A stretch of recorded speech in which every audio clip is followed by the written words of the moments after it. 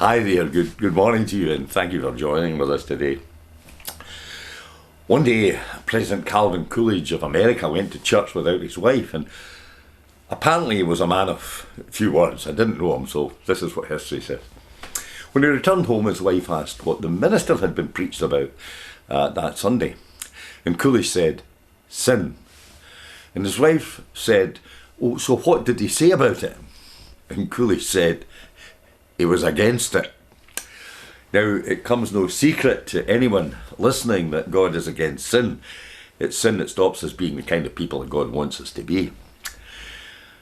Peter Marshall, a great favourite of mine, who was brought up in Coatbridge and then became a very well-known minister in Washington, D.C.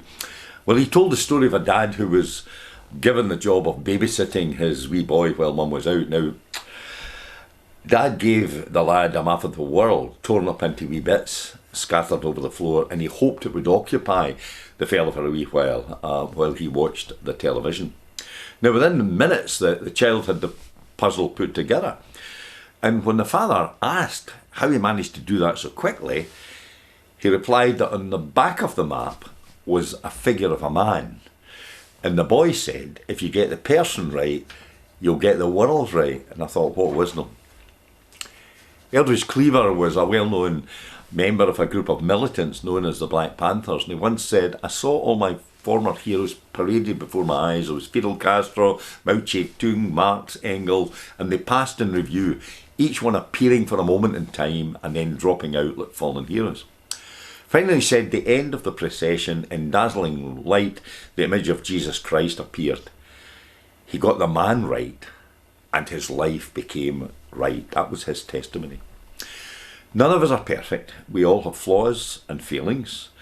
And I suppose Lent, and after all this is the time of Lent, is time to think of those things, to take responsibility for ourselves and quit blaming it on others, to have a look at ourselves and take responsibility for the things that are maybe not quite perfect. I remember reading about a fellow who was going through a bad patch in his life, and he insisted that all his problems stemmed from his lack of hair. It seemed that ever since he started going bald, his life had fallen apart. I mean, I know what he's talking about. He had been divorced, he wasn't doing well in his job, he had undergone 2 sessions of hair implants, but neither of them really worked. And he reckoned he would have been successful in business and happy in his marriage if only he had more hair. Well, I simply say to him, he needs to get a life. I read recently that a farmer called John Coombs discovered that hair begins to grow again after it's been licked by one of his cows. Now I can't vouch for its accuracy, but I have a farming pal around the area called Geordie Munn, and I think I'll maybe go up to his farm, and if you see my hair growing, then you'll know what I've been up to. So guys, forget about spending a fortune on a fancy wig, just find a friendly cow. I conducted a wedding one day of a most beautiful woman I think I never met. I met her on a number of occasions before the wedding. She was very self-centred, very demanding, but I've got to say, extraordinarily beautiful. On the wedding, I always remember thinking, not, what a lucky man.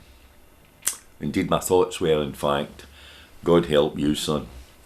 It is in fact the inner things of life, the way we act, that makes us beautiful or otherwise. And maybe in this Lenten time we should take stock of ourselves, look into ourselves, think of our faults and think of our failings, and let's take responsibility for them. And indeed, try to be the people that God wants us to be. Again, thank you for listening to me, and God bless you.